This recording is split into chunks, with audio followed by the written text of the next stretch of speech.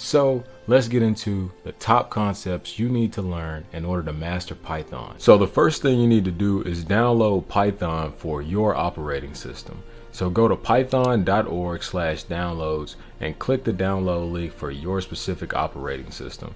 There's different download methods for Mac and Windows. Step 2 is to learn the subtle nuances of Python. If you've learned HTML, CSS, and JavaScript, Python is really similar to JavaScript conceptually.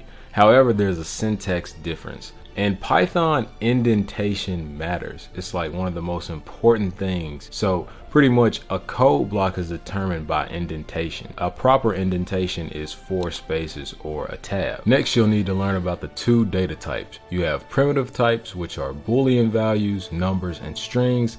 And you also have composite types, which are tuples, lists, and dictionaries. It also wouldn't hurt to learn some of the common Python functions like length, sum, and print, because those are built-in functions that you won't have to write yourself.